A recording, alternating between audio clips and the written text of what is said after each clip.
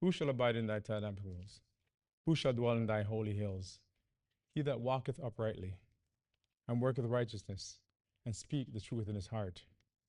He that backbiteth not with his tongue, nor does evil to his neighbor, nor taketh a reproach against his neighbor, in whose eyes a vile person is contemned. But he honoreth them that fear the Lord. He that sweareth to his own hurt, and changeth not. He that put not out his money to usury, nor take reward against the innocent. He that does these things shall never be moved.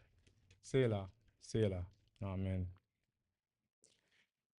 Peace, brethren and guests, and those that are watching Cyber World. My name is Louis. Welcome to another exciting lesson of the Israelite Nation Worldwide Ministries.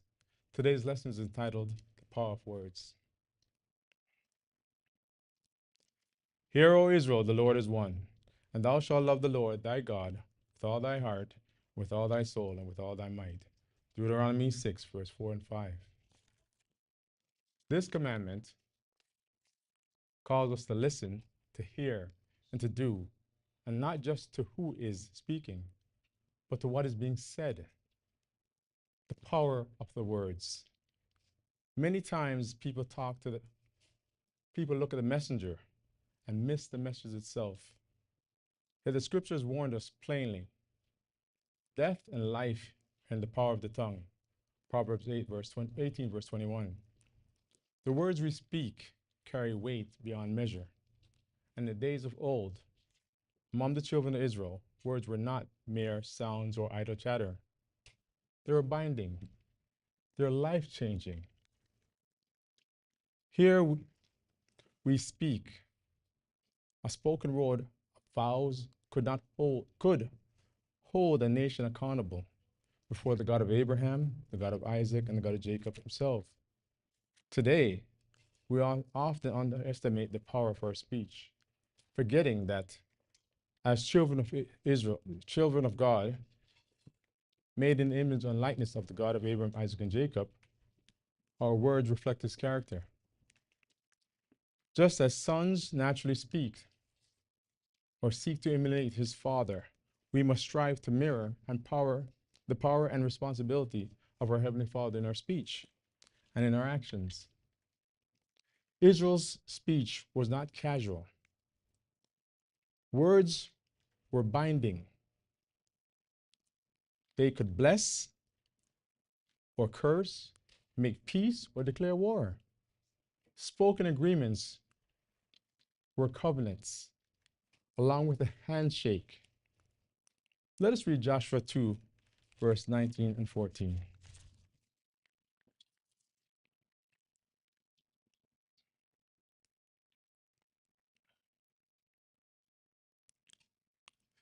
Just to give you a backstory, this is about Joshua sending spies into the land of Jericho and how the men ran into Rahab, and Rahab hid them. Okay? Verse 9. And she said unto the men, I know that the Lord hath given you the land, that your terror is fallen upon us, and that all the inhabitants of the land fainted because of you. For we have heard how the Lord dried up the waters of the Red Sea for you when they came out of Egypt, and what did the two kings of Ammon? They were on the other side of Jordan, Sihon and Og, whom he utterly destroyed. And as soon as we heard these things, our heart did melt. Neither did there remain any more courage in any man because of you. For the Lord, your God, he is God in heaven above and the earth beneath. Now therefore I pray you, swear unto me by the Lord, since I was shown you kindness, that he will also show kindness unto my father's house, and give me a token of truth, and that he will save alive my father and my mother and my brethren and my sister. and all that they have, and deliver our lives from death.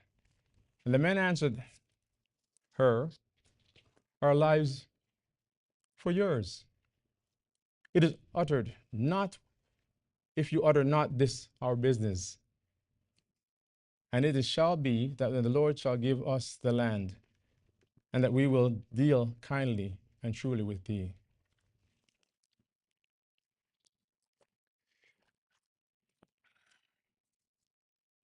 Rahab recognized some stuff. She recognized that the God of Abraham, the God of Isaac, the God of Jacob, is God in heaven above and the earth below. He recognizes the kingdom, and she recognized that the spies were ambassadors for the God of Abraham, Isaac, and Jacob. She didn't ask, as we looked into verse 9, she didn't ask them to swear to her. She said, now therefore I pray you, swear unto me by the Lord, since I show you kindness. Swear by the Lord, the God of Abraham, the God of Isaac, and the God of Jacob, because that was a covenant right there and then. She recognized that the God who destroyed Egypt has the ability to save her and her family. It is not something that's easy for people to recognize these things in. But yet you have to understand the wisdom of God and all that he does for this people. I look now and I see how the God of Abraham, the God of Isaac, put Elder Shadrach in charge of this nation and the Supreme Council as they go about helping him. In his wisdom, Elder Shadrach has given us the code of ethics. The code of ethics, because that code of ethics, excuse me,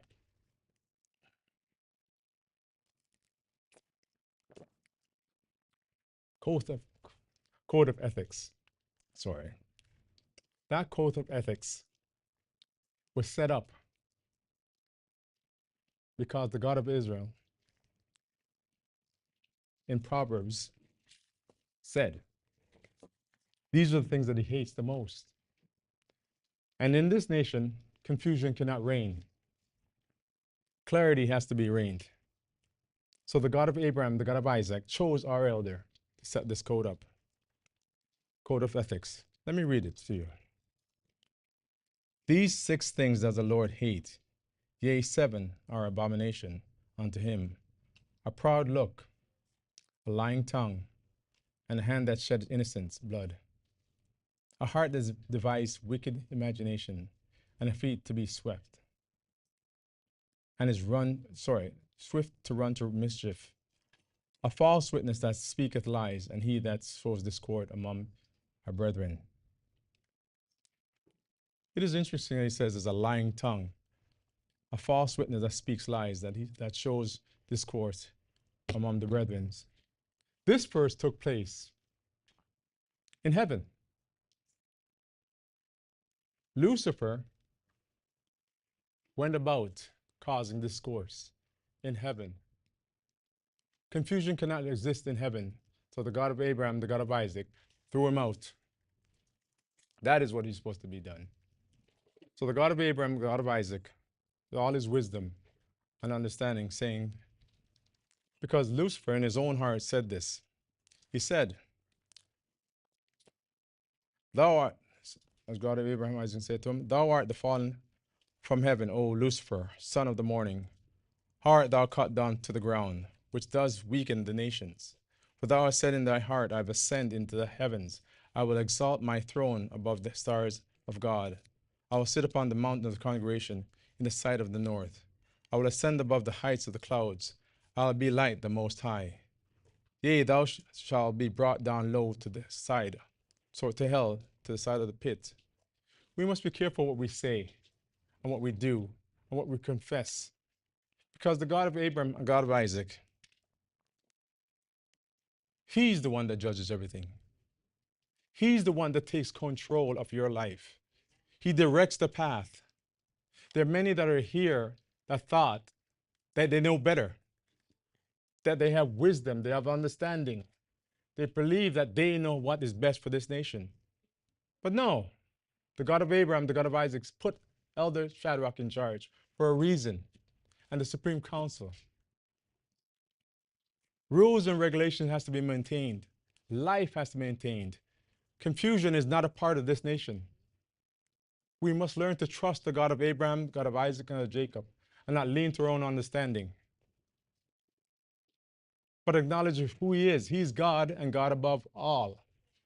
He rules this heaven, and He rules the earth, and He rules you and myself. We must be careful what we say. We must be careful how we go about things, because the words that we have, they're spirit and their life.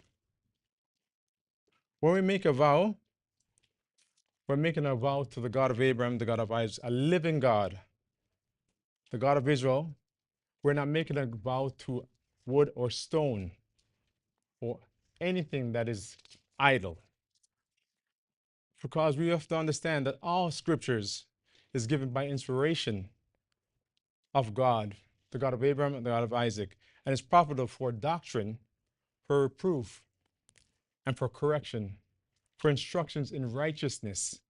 And what is important, that we stick with righteousness, stick to what we know. We should not change our ways because you have somebody or a friend of yours that might not want to be in this nation because of what they've heard or what they feel. We don't go on feelings. We have to go on the truth, because the truth stands forever.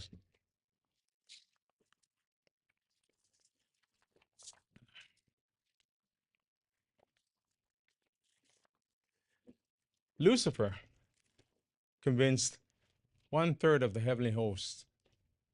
He didn't have to force them. As in Genesis 3 says that the serpent was more subtle than any beast in the field, which the Lord God had made. The serpent describing his character, his craftiness. Words are subtle, can be twisted and deceitful, leading to our spiritual death, separating us from the God of our fathers, God of Abraham, God of Isaac, and Jacob. When we are separated from the God of Abraham, God of Isaac, and God of Jacob, what is there? We have no life. We're the walking dead. And people fail to understand this. We must guard our tongue. We must guard our thoughts and our actions. Eve listened to the serpent's cunning speech. We must be vigilant in what we hear and what we say, because the words that we speak can uplift us or destroy us. Let us not look to follow Lucifer, because when we do these things, listening to murmuring, chattering, and backbiting of our elder and this nation, we're going against the God of Abraham and Isaac's plan. We have to stand firm, knowing who we are as Israelites, knowing who we are as a people of God, and the power of our words. Guarding our tongue and testing every word of the God of Abraham, Isaac, and Jacob. Because the word of God, words can divide or conquer or gather. Lucifer's military tactic is to what? Divide and conquer. The prophet's missions were to gather the people back to our Father. When we have words that are used to divide and separate us, the children of Israel are acting as a conduit for Lucifer. So don't run and carry gossip and point your fingers at each other and cause confusion in this nation. Lift up yourself. Lift up the word of God. Let every word be sober. Let it be spoken softly and gently and in truth. Many a times, people on a whole forget what they've gone through. They forget that the vows that they speak and the things that they do reflects on us, reflects on our God. I remember that when we were baptized, baptism is not an easy thing, and we don't talk about it a lot. But at baptism, we made a vow. We made a vow to the God of Abraham, the God of Isaac, and the God of Jacob. He's our Savior. He's our salvation. But we fail to do this. We fail to keep our word. We walk away and oftentimes and forget that we are His servants. We are His people. We are His righteousness because He's the one that helps us to be who we are. Don't follow after the world. Follow the God of Abraham, the God of Isaac, and Jacob. When you speak of baptism, it shows the seriousness of the word, the seriousness of agreement. Let us look at our baptism, for example. We made a vow to the God of Abraham, the God of Isaac, and the God of Israel. We speak it into existence. This is us binding ourselves to God of Israel, vowing that we will never serve another God, and that we will follow the laws, the statutes, the commandments. We have to remember that we vowed to the God of Abraham, the God of Isaac, and we also made it public. When we were baptized, we sat down. The unseen saw us. It was so made public to all of God's creatures, to the God of Israel, to all the heavenly hosts, and to our brethren that were present there. This meaning that our vows was put out there. It was sealed. We bind it. So everything we do from this point is a point of literally life or death. When we go against what we vowed, we're walking as dead. When we stick to the God of Abraham, Isaac, and Jacob, we're alive because He's life. He is life and life forevermore. Sometimes we lose sight of our vows and the words that we speak and find ourselves gossiping and sowing discord among each other. And before we know it, we're focused on what was being said. And we lose focus on what we're here for and what we're supposed to do. And our service to the God of Abraham and God of Isaac and Jacob. No longer are we supposed to be doing these things. Keep your mind and your eyes on the prize. Fortify your heart and your mind to serve our God. Because the whole duty of man is what? To serve God and keep His exactly. Could you say that again, please? Serve God and keep His commandments. That is the whole duty of man. And every vain word we speak, it shall be remembered. And we have to give account for it.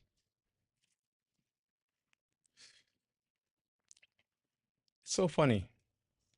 When we start bickering and we're losing hope in ourselves and what the God of Abraham has given us, all right, and lose center of what we're supposed to be doing, it leads us to walk ourselves outside the door. And that special hedge of protection that we have from the God of Abraham, the God of Isaac, and Jacob, is taken away. It's taken away. It was such a special thing that we have this edge of protection from the God of Abraham, Isaac, and Jacob. Let me get this right. It was such a special thing that we have the connection, the edge of protection for the God of Abraham, God of Isaac, and God of Jacob.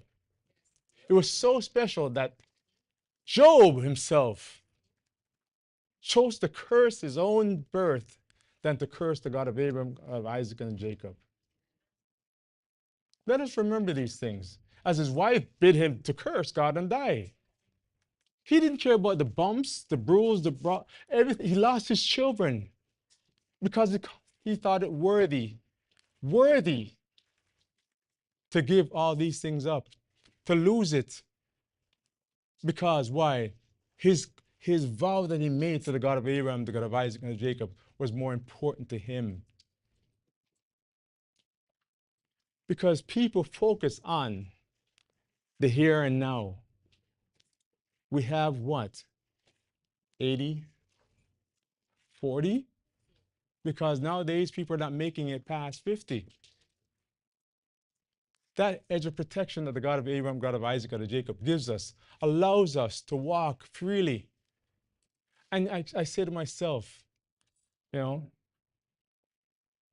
in Psalms 121, my help cometh from the Lord who made heaven and earth. My help. Sometimes we have to prop ourselves up and our spirits up, saying that my help comes from the Lord that made heaven and earth. Right? I shall not be moved. He that keepeth heaven and earth will keepeth me, shall not slumber or sleep. He that keepeth Israel is my God. He that keepeth Israel is my God, the God of Abraham, the God of Isaac and Jacob. When you're down, you have to look into yourselves. You got to read the scriptures. You need to prop yourself up because words matter. I used to carry a little small Bible, and every day I used to read that Bible. It always says, trust in the Lord with all your heart, with all your might. On all your understanding. Lean not upon your own understanding, but in all your ways acknowledge that He is God, the God of Abraham, the God of Isaac and Jacob.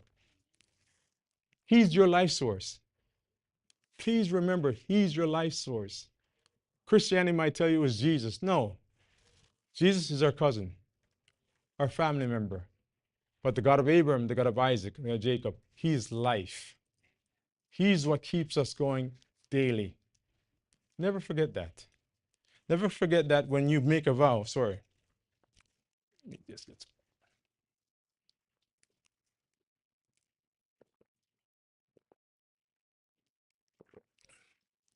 The Bible says in Ecclesiastes, when thou vow a vow unto God, defer not to pay it. For it is better that thou should not vow than to make a vow and not pay it. People take that lightly. It is not a light thing. It is not a light thing. It is not a light thing. Jephthah, in the book of Judges, he went into a battle. And while he was out there having a battle, before he went out, he says, listen, God of Abraham, God of Isaac, God of Jacob, if I come back victorious, I will sacrifice whatever comes through that door. Oh, sorry, Elder Brian. Hey, peace. Good lesson. Thank Listen, you. listen. I wanted to just add to what you're saying with the vow, and it says not to defer, right? To keep it, basically to keep it. So before Israel, I didn't know, I didn't understand like the full concept of what that was, right? You make a promise, right? You got a friend or whatever, and you make a promise to them, or you make a promise to a family member, and it's that's what you think is a promise, right? Mm-hmm. But when we read, we read what the Israelites were about, what they do, they keep the service, new moons, promises, but a vow is completely different. A vow is completely different because here you are speaking, using your words and reflecting it to the creator of the word. And you're actually speaking and telling him that you're going to keep what you say you're going to keep. That's a different, an entirely different level. So I wanted to touch on what you're saying because that's another reason why you have all of these people. You can do whatever you want to do. You have choice. But that's the problem. To be Israel, that's not easy. So when you make a vow, it's bound to your soul. Absolutely. That's it. But I just wanted to touch upon that. Great lesson, man. Yeah. Mother Sophie?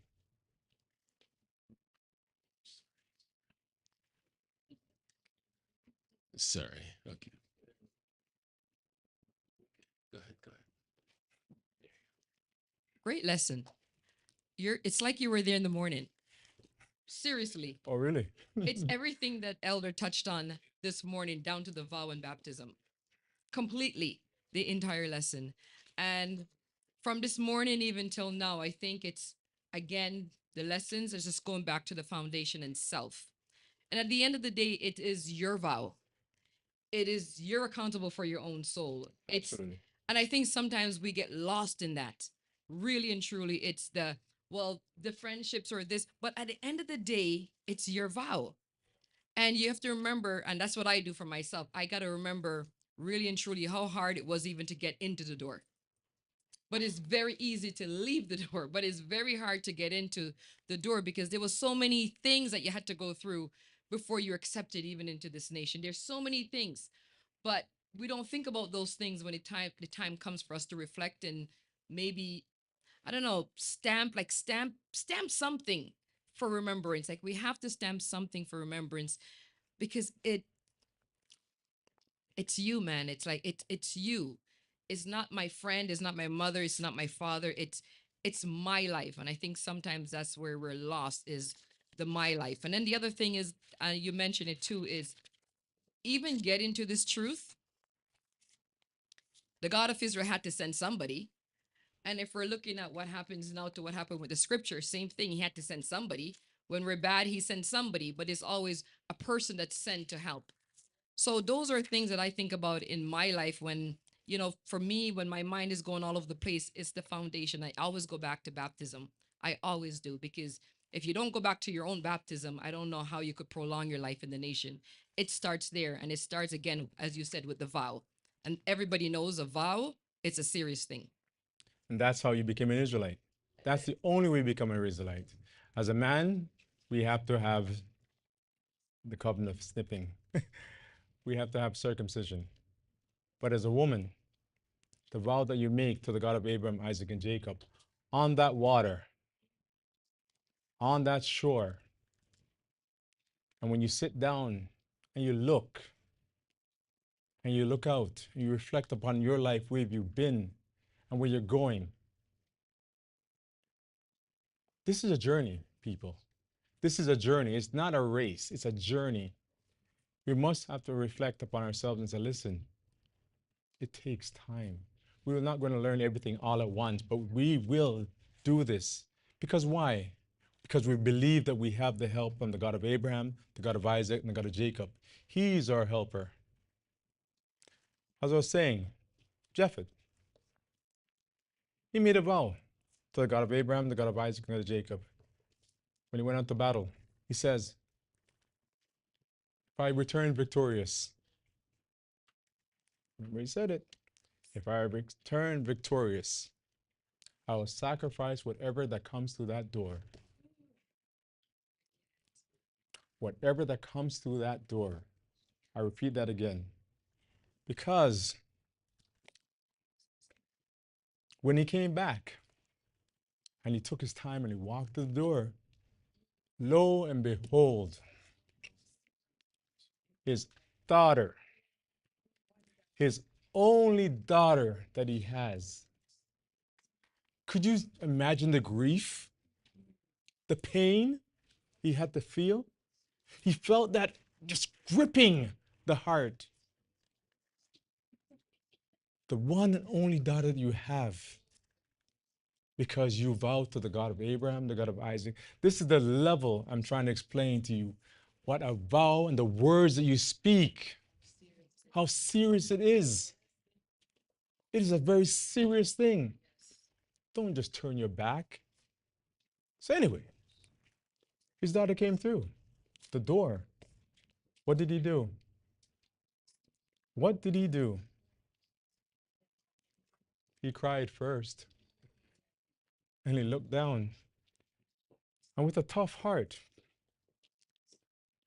he said, daughter, I made a vow to the God of Abraham, the God of Isaac, the God of Jacob, and I have to fulfill it. because this is what we are as Israelites. We keep our word. It tells about our integrity and our character. We don't take these things lightly at all. This is life. Go ahead. Being the daughter, she herself understood when her father said that you have brought me very low because I've made a vow this day to the Lord. And she said to her father, do whatever it is that you have vowed because God of Israel has given you the victory. So it shows you she knows the culture as well and she accepted it. And it's funny you said that. Only Israelite that understands the culture and what we are. And this is the thing. You've been raised up as a child. You know these things. You know that a 7-year-old should not eat vinegar, have certain things that they should not do. Their hair is being cut at a weaning. Their hair is going to be cut at the first cycle, which is 7 years. This is cultural practice being put into life on an everyday basis.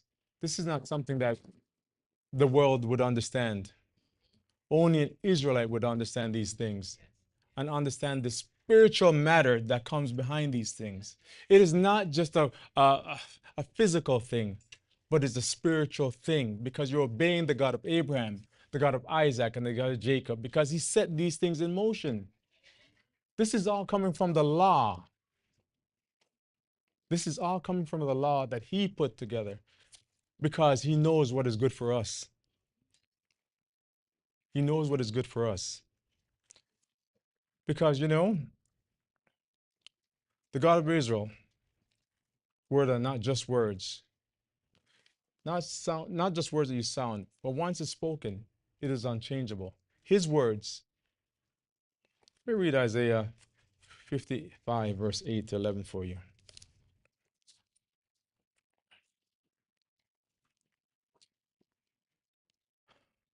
For my thoughts are not your thoughts, neither your ways my ways, saith the Lord, the God of Abraham, the God of Isaac, and the God of Jacob. For as heaven are higher than the earth, so are my ways higher than your ways, my thoughts than your thoughts. For as the rain cometh down, and the snow from heaven, and returneth not thither, and the waters the earth, and maketh it to bring forth buds, and it may give seed to the sower, and bread to the eater. So shall my words be that goes forth out of my mouth. It shall not return unto me void, but it shall accomplish that which I please, and it shall prosper in the things wherein I sent it. People don't understand. It's what he pleases. They think that they can do things based upon what they feel, what we like, what we want. It's not so. The God of Israel says, back again, it's whatever he feels that is pleasing to him does he allow. God of Israel spoke of Israel back in the day with Abraham. And this is so sad when I hear this. Because here we go.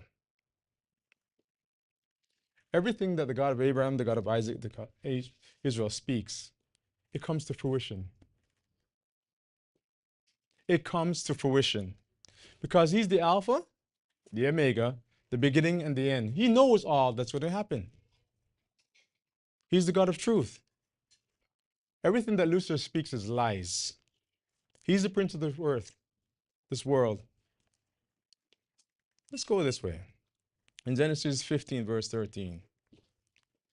It says, know for surety that thy seed shall be a stranger in a land that is not theirs, and shall serve them, and they shall be afflicted them 400 years. And the nation whom thou shalt serve will I judge, and afterwards shalt thou come out with great substance.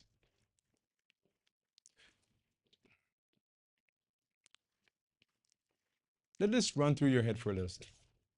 Let it grasp you. Let it just hold you for a second. The God of Abraham spoke this to Abraham. How many years?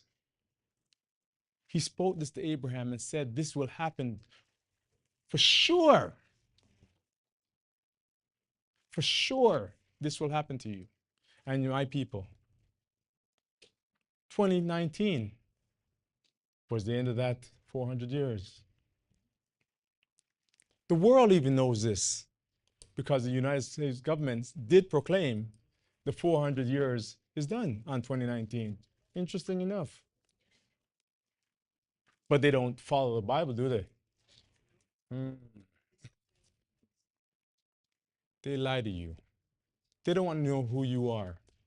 They do this for a purpose. They speak of Christianity. Christianity is not in the Bible, except what? Twice? We are the people of the book. We have to know who we are and who we serve. It's not about love. Our Father loves us, yes, but yet He disciplines us because we go the wrong way.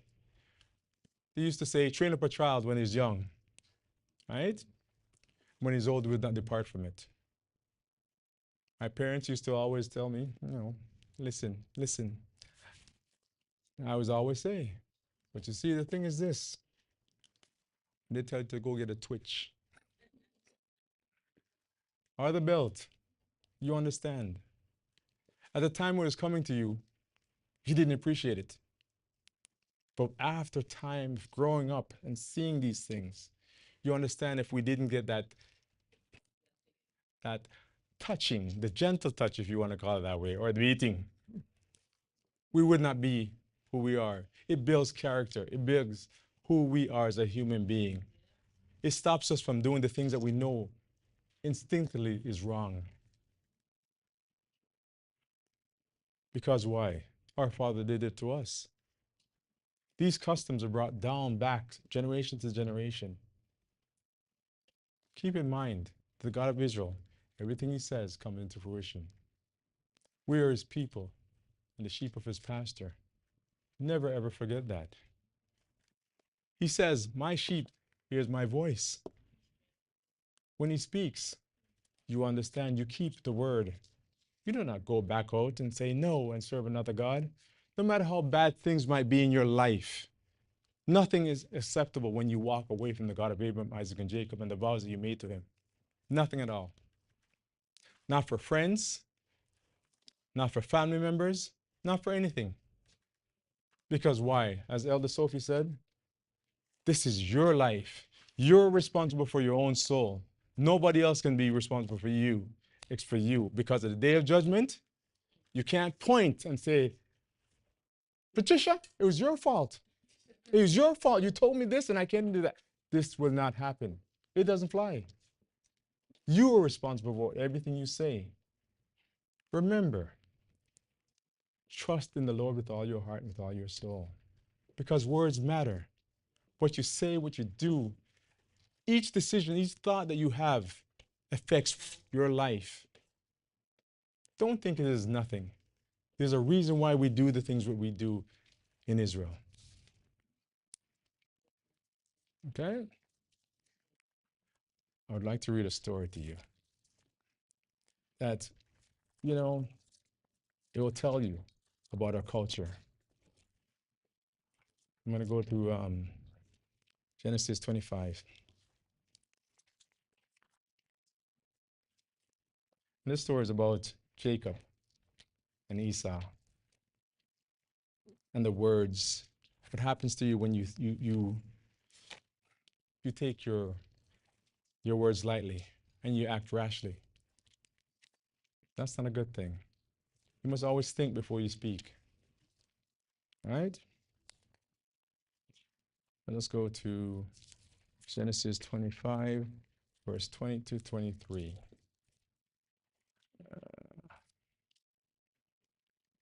Okay. And Isaac was 40 years old when he took Rebekah to wife, the daughter of Bethuel, the Syrian, and Panorandam, the sister of Laban, the Syrian. And Isaac entreated the Lord for his wife, because she was barren, and the Lord was entreated to him. And Rebekah, his wife, conceived. The children struggled together within her, and she said, If it be so, why am I thus? And she went in to inquire of the Lord. Could you imagine? She went in to inquire of the Lord because, oh, tell me, you understand if you have one child, the movements in the stomach, but imagine two. How much pain has she been going through and suffering to go and inquire? Why did she look into this? It has to be something spiritual. It has to be something spiritual because it makes no sense. Why are my kids fighting in my stomach so much? Let's read on. Verse 23. The Lord said unto her, Two nations are in thy womb, two manner of people are in thy bowels. And the one person shall be stronger than the other, and the elder shall serve the younger. And in her day to be delivered were fulfilled. Behold, there were twins in her womb. The first came out all over like a hairy garment. They called his name Esau. And after that came his brother out, and his hands took hold of Esau's heel, and his name was called Jacob. And Isaac was 80 years when she bore them. Now, this seems simple.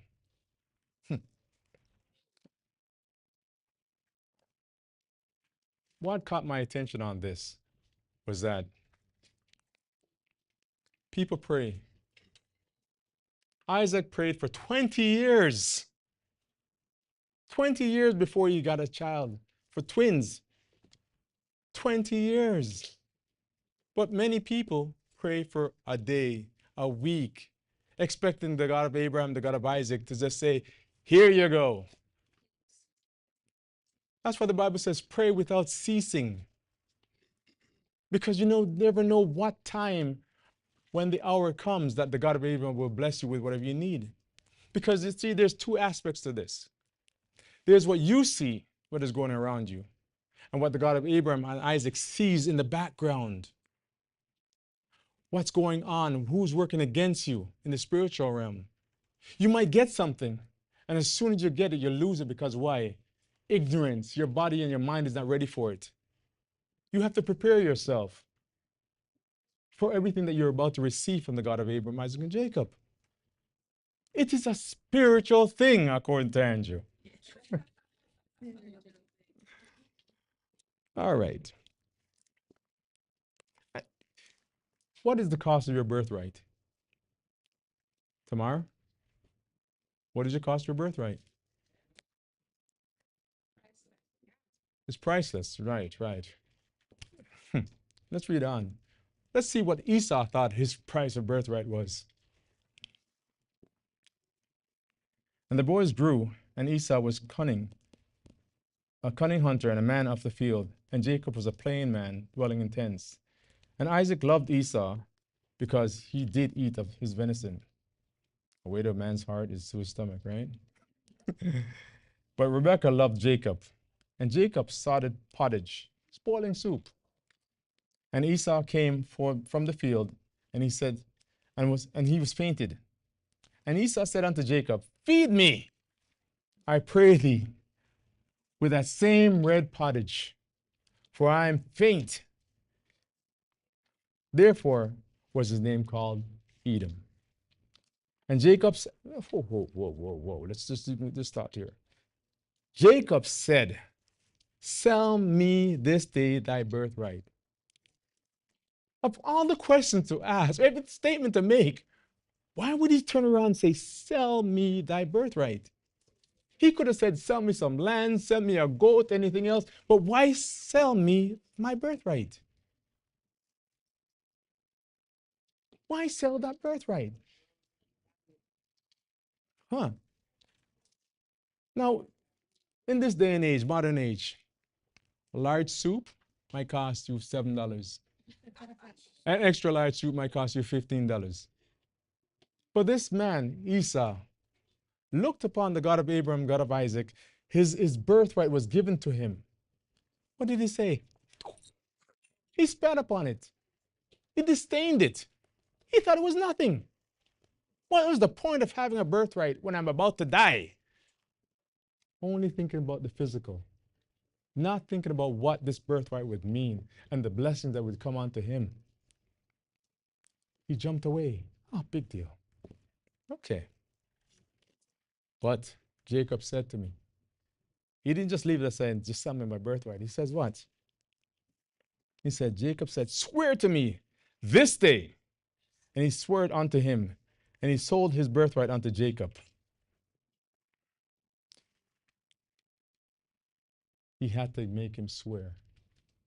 He had to make him swear to understand the culture, to understand that the word swear, that vow, was important. There's a cause behind that. You can't say, I changed my mind, I changed my mind. No, no. He swore to his hurt. Later on, you'll find out. And Jacob gave Esau bread and pottage and lentil, and he did eat and drink and rose up and went his way. Thus, as the Bible says, Esau despised his birthright.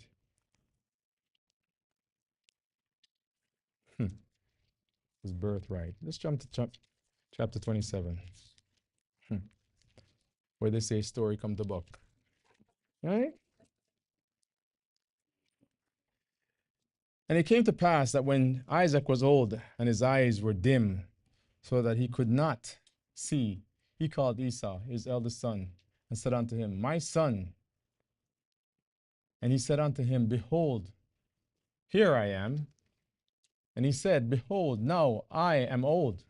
I know not the day of my death. Now therefore take, I pray thee, thy weapon, thy quiver, thy bow, and go out to the field and take me some venison, and make me savory meat, such as I love, and bring it to me, that I may eat, that my soul may be blessed, may bless thee before I die. Now Rebekah heard Isaac spake to Esau, his son. And Esau went to the field to hunt for the venison and to bring it. Rebekah spake to Jacob, her son,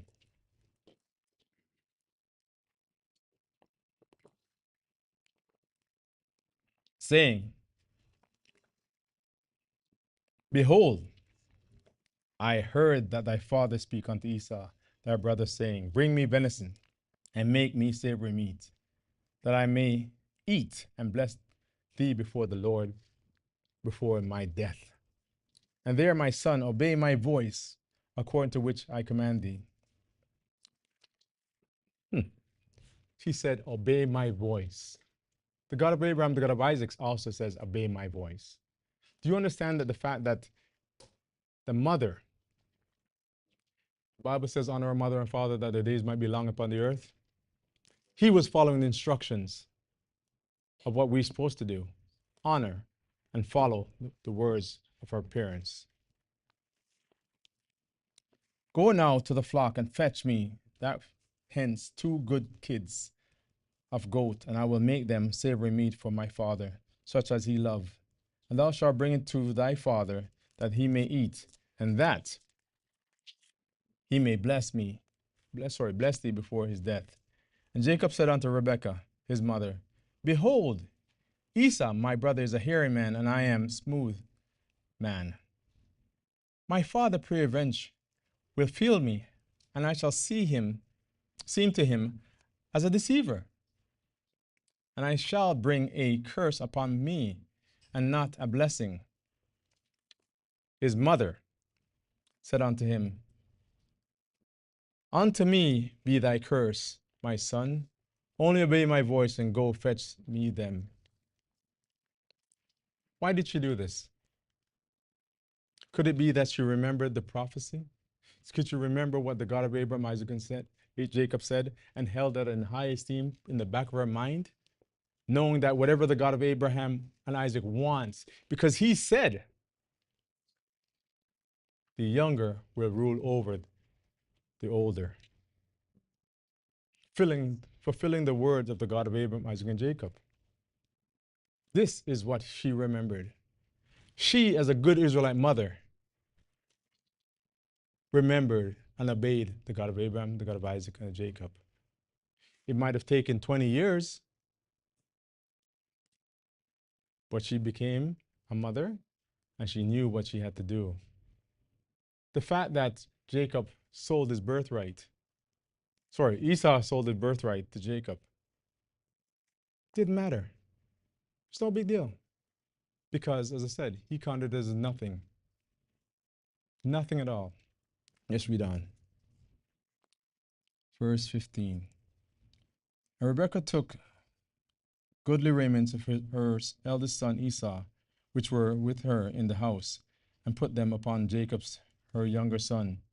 And she put the skin of the kid on the goat, upon his hand, and upon the smooth of his neck.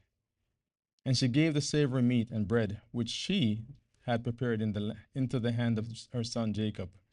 And she came unto his father, and said, My father. And he said, Here I am. Who art thou, my son? And Jacob said unto his father, I am Esau, thy firstborn. I have done according to as thou badest me. Arise, I pray thee, sit and eat of my venison, that thy soul may bless me. And Esau said unto his son, How is it that you found it so quickly, my son? And he said unto him, Because the Lord thy God brought it to me. And Isaac said unto Jacob, Come near, I pray thee, that I may feel thee, my son, whether thou be my very son Esau or not. And Jacob went near unto Isaac, his father, and he felt him, and said, The voice is Jacob, but the hand are the hands of Esau. And he discerned him not, because his hand was hairy, as his brother's Esau's hand. So he blessed him.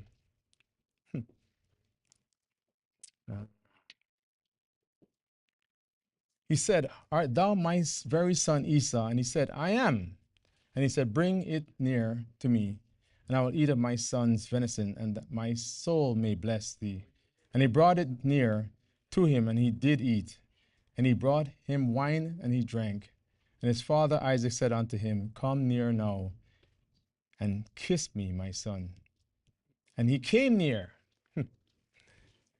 and kissed him. He smelt the smell of his raiment, and blessed him, and said, See, the smell of my son is of the smell of the field which the Lord had blessed.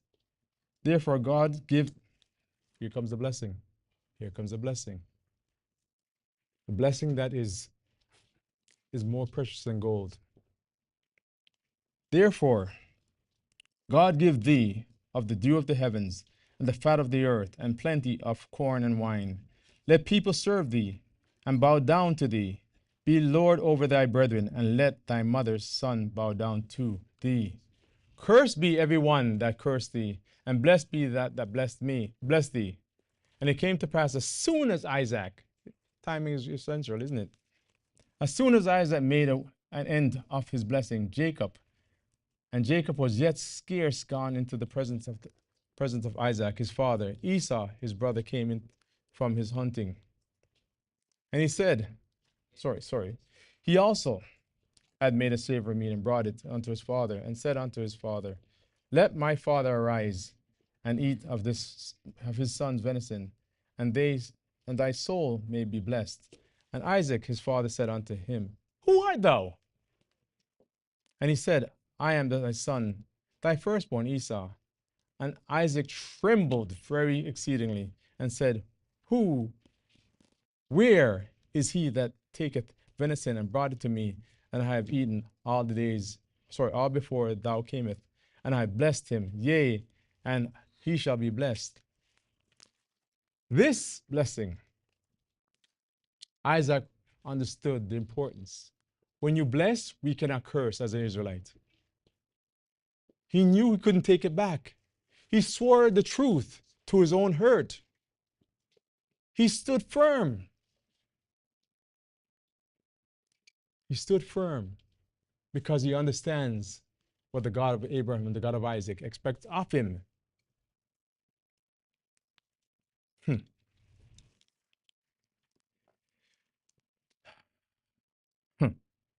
And when Esau heard the words of his father, he cried with a great exceeding bitter cry, and said unto his father, Bless me, even me also, my father. What I thought about this, imagine, he gave up his birthright. He considered it nothing. But now, when the blessing is coming, he's crying. Even bawled, he yelled, right? Bitterly. Because what? He realized what he has done in the past. Those that are here and that walked away will have the same feeling of what Esau went through. That pain, that anguish. If I had known any better, I would have done better. But no. Remember who you are as an Israelite. Remember who you are and the God you serve. Remember to stand firm. Remember that your words have meaning. It's the God of Abraham, the God of Isaac, who's the one who's going to be judging you. The God of Abraham, the God of Isaac, is the keeper of covenants and the Spirit of truth, who holds us to our words that we speak. He's married to Israel, and he's not going to divorce us. We are his wife. Christ himself said, whatsoever I speak thereof, even as my Father said unto me, so I speak. Our words are not to be lightly spoken or taken. This is something Matthew 27, verse 24 to 25. This is something that Elder Elvis loves to hear. When Pilate saw that he could prevail not, but that rather a tumult was made, he took water and washed his hands before the multitude, saying, I am innocent of the blood of this person. See he to do it. Then answered all the people who were Israelites, and said, His blood be upon us and upon our children. Imagine that. Cursing your generation with your mouth.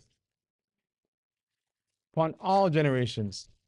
Our speech binds us, our generations, to blessing and to judgment. Let us then, as heirs to the covenant and bearers of the God of Abraham, Isaac, and Jacob's image, use our tongues to uphold and to bless the Lord, to gather the children of Jacob, and to build the house of Israel. That is our purpose, to build this nation. And I say, let us stand with the Elder Shadrach, with this nation, to fortify ourselves, our nation, despite what everybody else says. Know ye that we serve the God of Abraham, the God of Isaac, and the God of Jacob. That is our whole duty.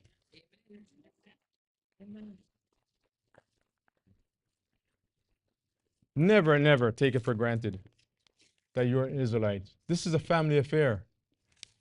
We're here to serve. We're here to prosper. All the blessings are given to us. But all we have to do is just take hold of it.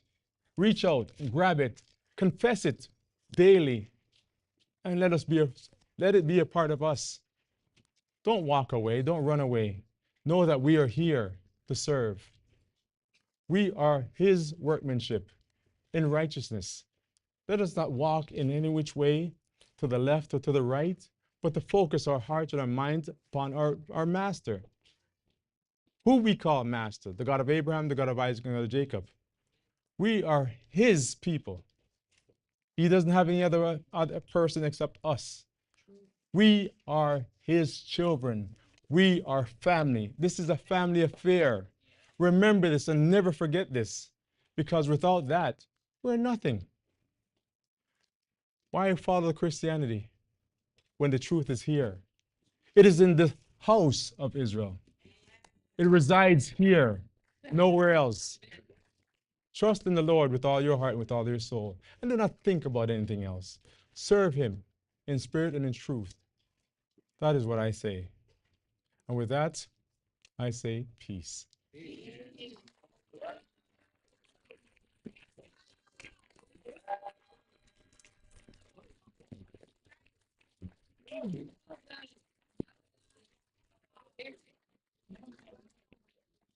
Should have 1 minute.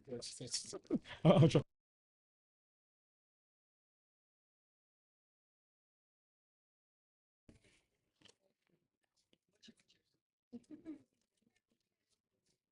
I heard that.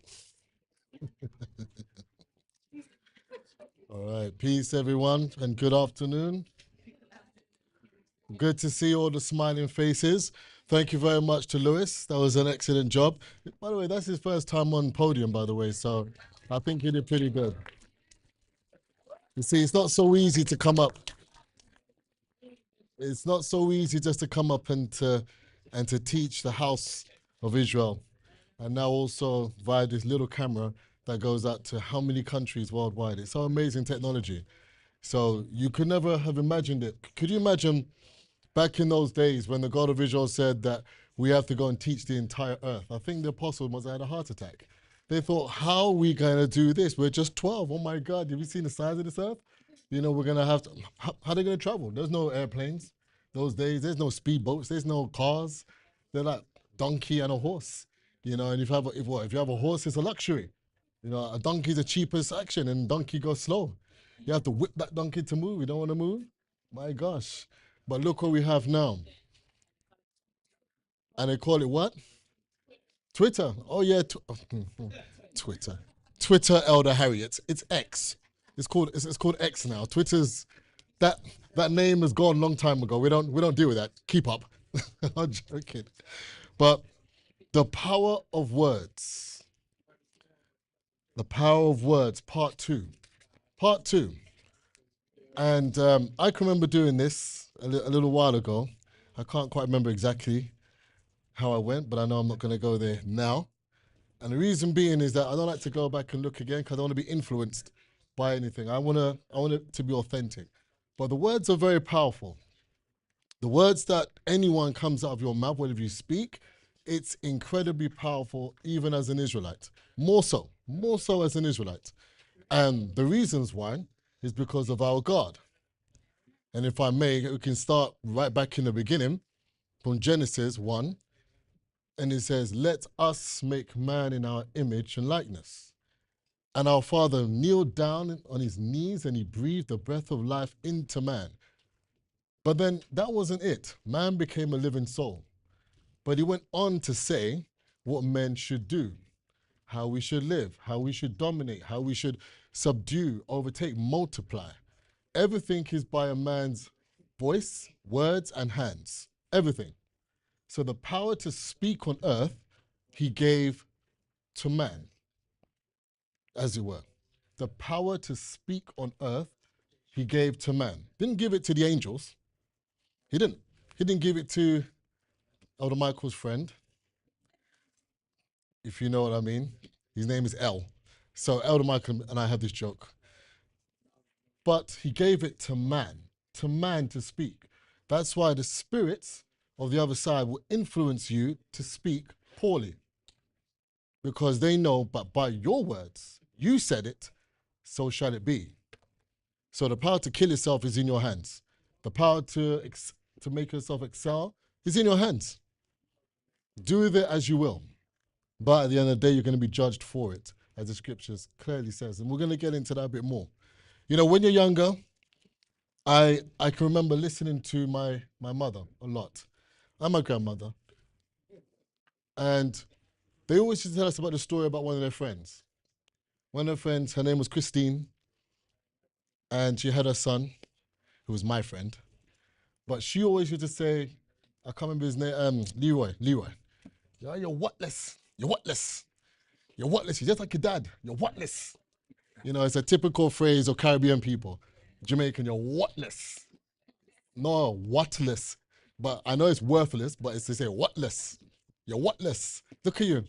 You stretch it out, you know, make it really mean something, you know.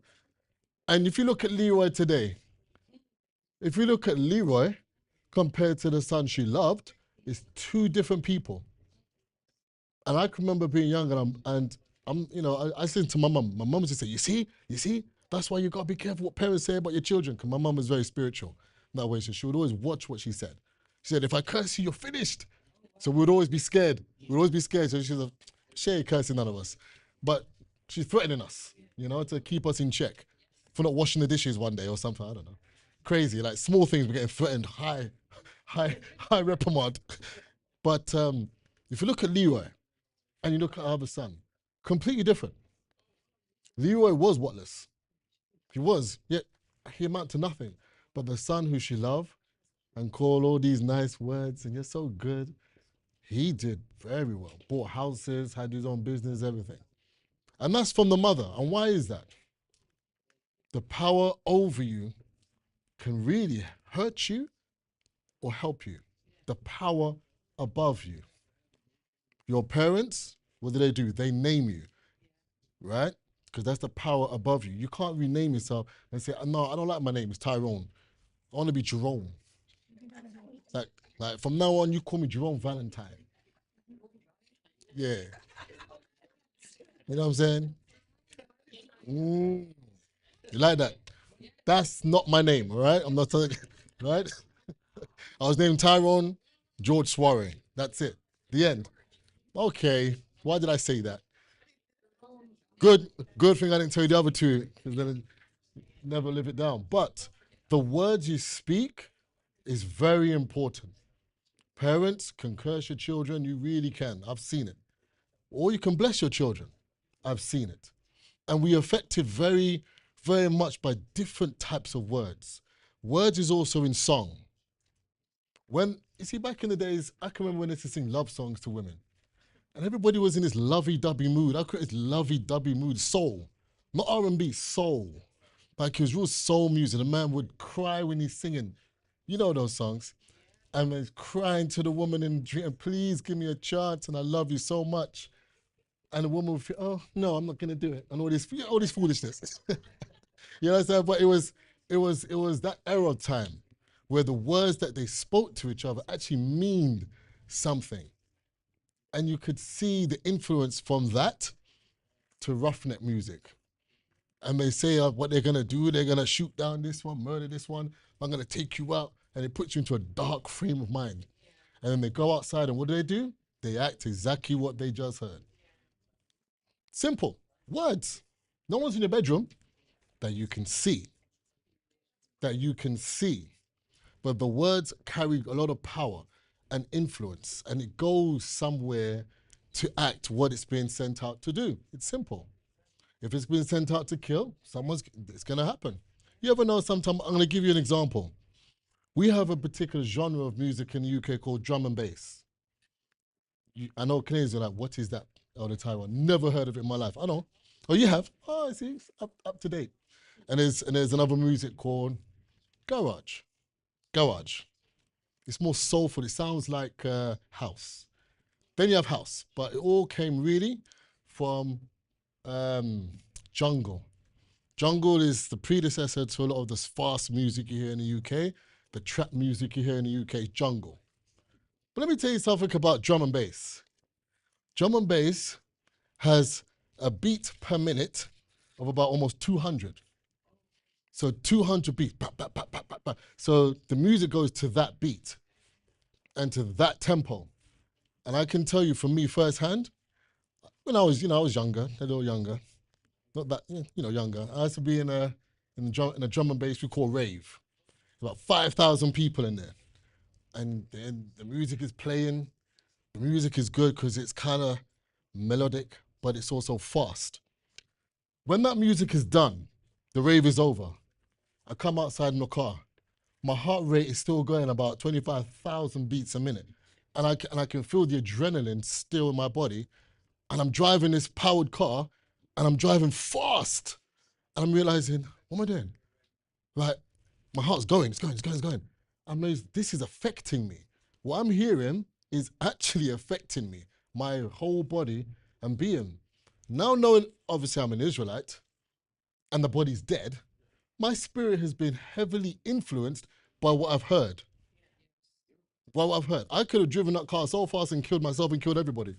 Because actually that's what tends to happen. You can read that up if you want. You can do a Google search. From listening to that music, they come out, they charge and they go bang. They don't mean to kill anybody, but the music, the influence, that's what happens. Same way where you say, I'm gonna shoot this one, blah, blah, blah, all these lyrics. They come outside, 12-year-old guy, thinks he's a gangster, goes and kills somebody. And this is what the power of words does. Negatively impact you or positively impact you.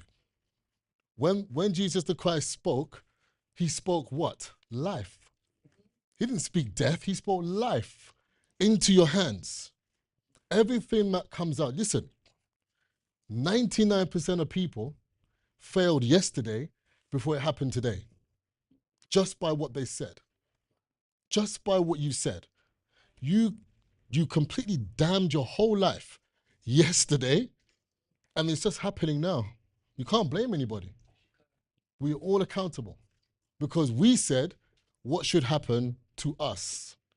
Now when it happens, you're like, why is this happening to me? Because we have amnesia, short-term memory. We like completely forgot what we said 10 days ago. We completely said, I can't do it, I'll never amount to and I can't do it. Then when you're trying to do something, you can never achieve it. You can never aspire, you can't do it. You cannot. But it shouldn't be so for the children of Israel, because your mind should think like our Father. Our Father said, what did he say? Genesis 1, verse 1. In the beginning, God created the heavens and the earth was without form and void, and darkness was upon the face of the deep, and the Spirit of God moved upon the waters, and the Spirit of God, what did he say? And God said, no, you're not confident. Still not confident. I'm going to drink some water because you're not confident. He said, let there be light. He didn't do, I'm going to try, because I'm not those people. He didn't do, there's light. He never did none of that. There was no theatrics. He didn't say, okay, hold on, let me just slap my hands 10 times. No. Let there be light. You know, I'd love to see that. No, I never probably will. But to see our Father stand and just speak with authority to the elements that he created and commanded it into being, just from his voice. Just from his voice.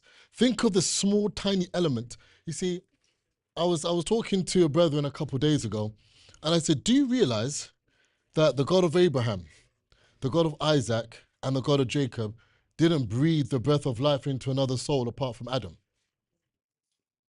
Started it all off. True or false?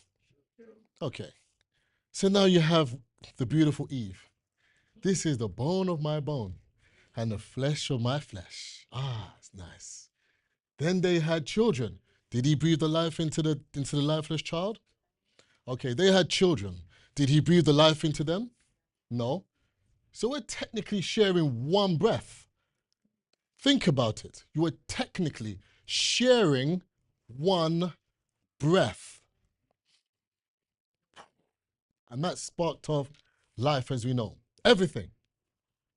And a tiny bit of our, okay, humor me. You know, like when you breathe on glass, what do you leave behind? Huh? Fog. What else? Something, yeah, but something very important. DNA. So don't do a crime and then do that, right? You're gonna get caught straight away. DNA. That's what happened. He shouldn't. That's funny. DNA. DNA. So think about human being. Being that our Father was celestial flesh and we are terrestrial flesh, what do you think left behind in them? Just a little bit. Even if it's one that kind of, you're going to get a microscope and have a look at it. It's in you to do that. It's in you when you speak. There's an element of our Father right there. And that's why he said, be careful how you speak. Because when you speak, you bring things to life. It's either you kill or you will give life. One of the two. There's nothing in between. And as our elders taught us, one of the 5 things you can't take back is your spoken word. Once that leaves your mouth, you are in trouble. So we have to be careful what proceeds out of our mouth, because the judgment can follow very quickly as you look at our fathers. Dathan and Korah and Dathan is my favorite ones. I don't know why I keep reading that story over and over again. Their words. We will not come up, Moses. You think you're the only holy one? For the very fact you just say that. For the very fact you say that. What is the first thing they've just done using their own mouth? Rebuke an elder. He's their elder. You never do that, because now you're now held to account for that rebuke. Yes, you are, because it came out of your mouth, and now you have to suffer the consequences. So he failed immediately before he was eaten up, swallowed up in a pit. Him, Korah, Abiram, Dathan, and the families, and the little ones, and anybody else who was their friends, swallowed up in the pit by the words, what they said. And that's the judgment of the God of Abraham, Isaac, and Jacob. Miriam. And who else? Where am I getting this story? You know, Aaron. Because I'm looking at you, Aaron, you didn't even say it. What's wrong with you? They spoke behind Moses' back. Who does Moses think he is? Oh, I'm a prophetess. You're a prophet. God can speak to us too. My father came down in the whirlwind in a fire and said, hold on a second. You two, do you think I cannot hear you talking? They didn't. What did they do? They just spoke foolishly with their own words. Miriam was punished, left outside the camp 7 days. It was Moses that had to say, Father, please. Okay, just let us stay outside 7 days. Leprosy, white, stay outside. You winding me up, you despise me. I despise you. But he let her back in. Moses was supposed to speak to the rock. He struck it. Speak to the rock. You understand where we're going with your power, with your words, and how you must be very careful and tempered by what you say. And then after that, we come again to one of my favorites, Elijah. Oh yes, when they mocked him, now bald head, thy bald head. I have a bald head. He's saying, what happened? What's wrong with my bald head? Oh, okay, so you want to mock me, and you're running after me, you want to stone me? Okay. Some bears come. He didn't do no magical trick. He didn't blow no puff of no smoke. He didn't get no alcohol and all this place and then food. No. He spoke with his words, and he must have sat down with some popcorn whilst they're devouring the children. Oof, that must have hurt. Wow. His words alone. That's it. And Elijah was very powerful, because if you read on with the story, even his body, which was not supposed to be known where he was buried, but when the 2 men fell upon his grave by accident, the dead body they had on him stood up just because it touched his body. He was already dead. He was already bone. But that's how powerful, anyway, that's another story of who he was. And you have to understand that. That's a very good story to read. But the problem with us today is this. We use our words loosely, too loosely, and we suffer the consequences later on because of what we said yesterday. We can't take it back. You cursed yourself yesterday. You said, I won't do this, I can't do this can't happen, all this foolishness. We talk too much. That's why we murmured too much in the camp. That's why he said, you guys talk so much. There's murmuring. He sent in 12, including Caleb and Joshua. 12, one from each tribe. They come back and they destroyed the camp of Israel with their murmuring and their fear. Oh, there's giants in the camp. We are done. Let's make a captain and go all the way back to Egypt so we can eat some sweet meat, by the way, because I don't think we can make it over there. No. And church, you see? Jerk chicken. What else? Ackee and saltfish and some nice plantain and all these things. And some, boy, it's all coming out. You see? You are the children of the book. Oh my gosh. But this is what it is. And because of how they murmured in the camp, and murmured, and they continually murmured until the God of Israel said, you're making me sick. with your murmuring. So now you're not going to go through because of two reasons. Read it. Murmuring and unbelief. You're going to die in the wilderness, except your children and Caleb and Moses. That's and Joshua. Joshua and Caleb. That's it. Had enough. After 40 years, 40 years. Look at it. Call it a cleansing. Call it some kind of a purification time. Call it change. Call it growth. And that's exactly what happens. When the body needs new growth, do you know what happens? See, I'm glad I studied sports and exercise medicine because it got me to see a few things about the way how the spirit works and the body works. There's similarities. There's similarities. If your body needs to grow and you're fully mature, do you know you cannot grow new muscle? You cannot. You can have muscles that expand and become bigger, but not new muscle. The old muscles, the only way that grows, you have to inject it with a thing that makes it grow. So the hormone is called growth hormone. That will allow your muscles to become new and fresh. And the body was like, I feel good, man. Because why? You have new muscle growth. You have new brain cells. Everything's new. This old way about you is going to disappear.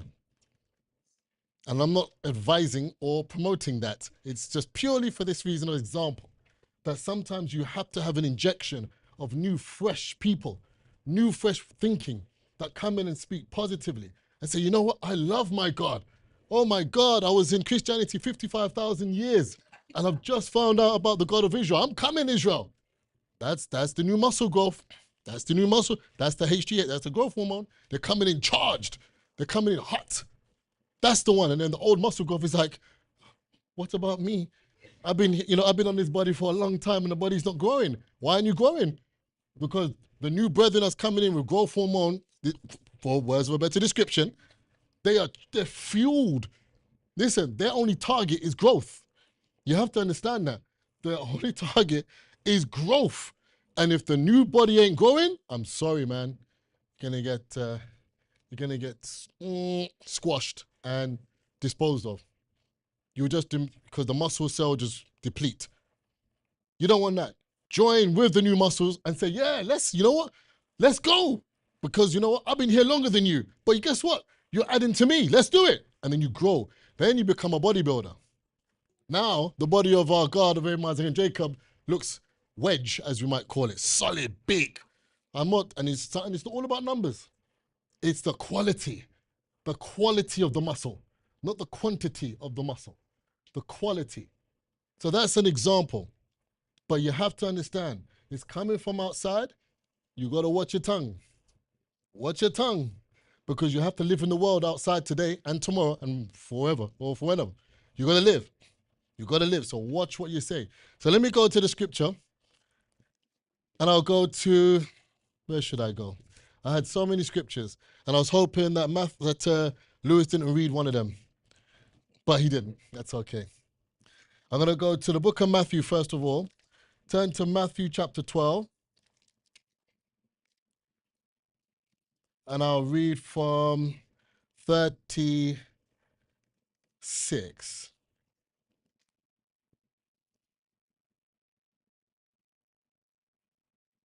I'll read from verse 35. A good man out of good treasure of his heart bringeth forth good things. A good man. So first of all, you've got to be a good man, not a bad man. Right?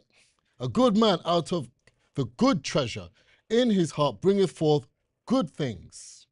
And an evil man out of evil treasure bringeth forth evil things. So what's inside of you? What's inside of you will come out. And that will be the legacy of who you are. That will be what people will see of you, whether you're good or evil. I prefer to choose good.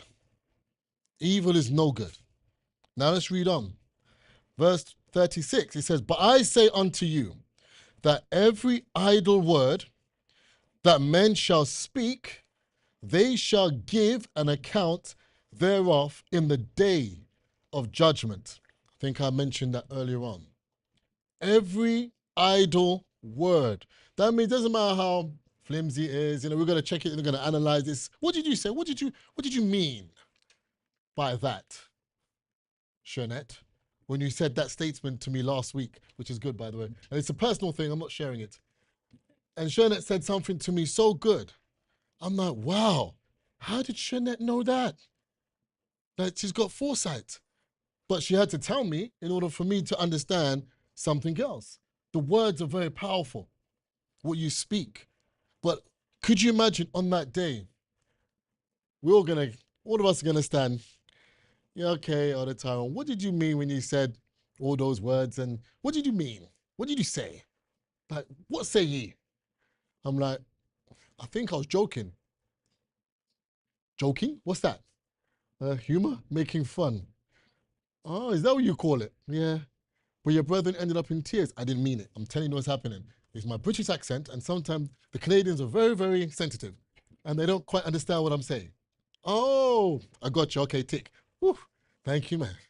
But your words are going to be held to account. What we say is going to be held to account, even about our own life, because you're here to exalt the God of Israel. We're here to bring his name up. And how we do that is how we converse and how we communicate with each other. These 6 things the Lord hates, and the 7th is an abomination, which is what? Sowing discord among the brethren. How? By what you say. You su in this one, and su that one, and then you keep your mouth shut. Or you su this one, su this one, and then they start fighting each other, and you understand what I'm saying? Or you go around and you just cause fire in the camp of Israel. Why? Why take on that spirit? Because it's the same spirit of old. Our fathers had it. And they murmured in the camp and they lit the whole place on fire. Could you imagine? Do you know after they finished building the golden calf and stripped themselves naked and all these foolishness, and Moses had to go up there and beg and plead. Let me tell you something. Let me tell you how serious this is. I was going to read it and I might. Do you know Moses had to go and make an atonement for what they did? You understand? And he had to say, look, if you can't forgive them because this is a bad sin, this is terrible, this is serious. He said, listen carefully and think about your life.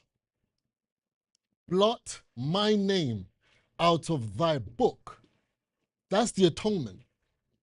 Blot my name because of what all these wicked ones have done. Take my name out and punish me because you made me the leader. You made me responsible and I did everything, but look what they've done. Blot, listen carefully, blot my name out of thy book. And it's clearly said, he or she, you understand, whose name is not found in that book, what happens to them? There is no hope for them. That's hell, immediately. So how do you go to hell as an Israelite? Remove yourself from the book. How do you remove yourself from the book?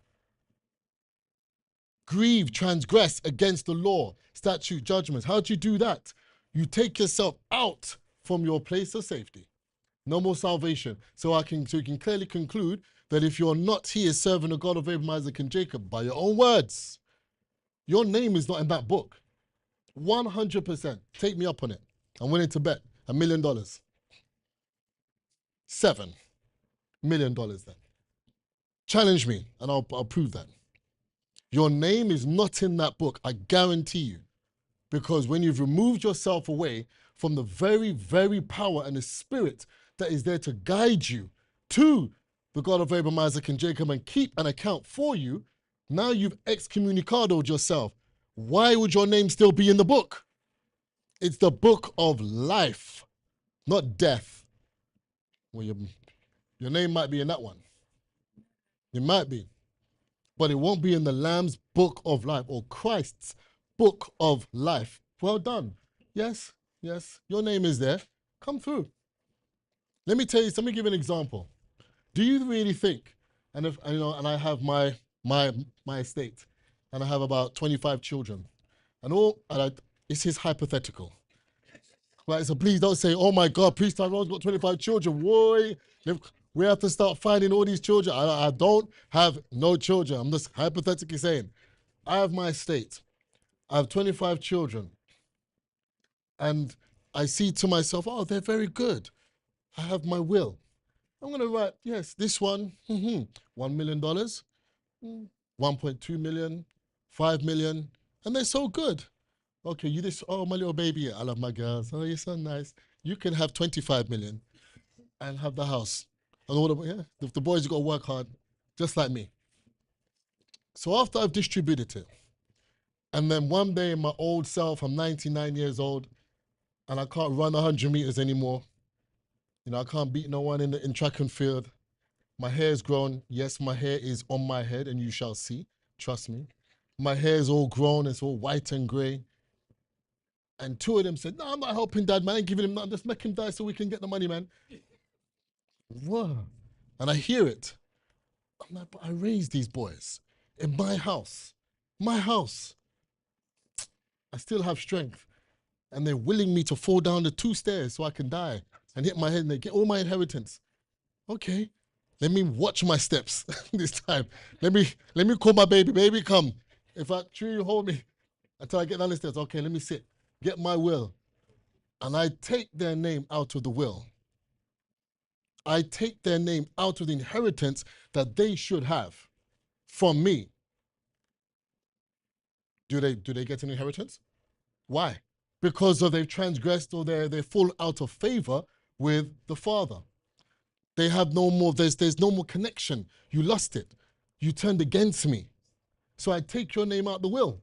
What, do you think that the book of life is any different? No different. In my Father's house is many mansions. I'm telling you. I go to prepare a place for you. This is inheritance. But now you excommunicated yourself. Okay, well, I take your name out the book of life. That one there should scare every Israelite because it certainly keeps me grounded. If your name is not found in that book, c'est la vie.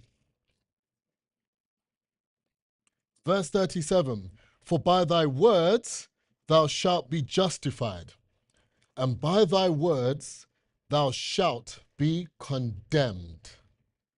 You see what I'm saying? Not me. I didn't write it. This is not math. This is not Tyrone. What is it? Tyrone 12. And so, no. This is Matthew. Matthew wrote that. I didn't write that. And it's right there. And this is what we have to pay very careful attention to these things. Because the last thing you want to do is upset your father. The last thing you want to do, upset your father, and your name is taken out of the book of life, because it can happen just like that. I don't keep that book. But what I'm doing in order for me to keep my name in that book is to keep myself here. That's the truth. I don't care about nobody else. If my father says, Tyrone, you're going to inherit 55 million upon my death, where am I going? Where am I going? I'm getting 55 million. And I'm 50 years old. You still have about 50 years to live with 55 million. You're happy. You go on all these trips, everything is good. But if you take yourself out or do something to hurt your father, he takes you off the wheel, you get nothing. You get nothing. So understand what we do, very important. Okay, let's turn to Hebrews chapter 4. Hebrews chapter 4. I need a reader for this one. Shanette, can you read that for me? Hebrews chapter 4, verse 12 for me. I'm going to get the other one. Hebrews chapter 12, Hebrews chapter 4, verse 12. Oh, let's go. Nice and loud for me, nice and loud. Hebrews chapter 4, verse 12. Verse 12. For the word of God Yeah. is quick and powerful and sharper than any two-edged sword. Stop right there. For the word of God, we know as the God of Abraham, Isaac, and Jacob, is what?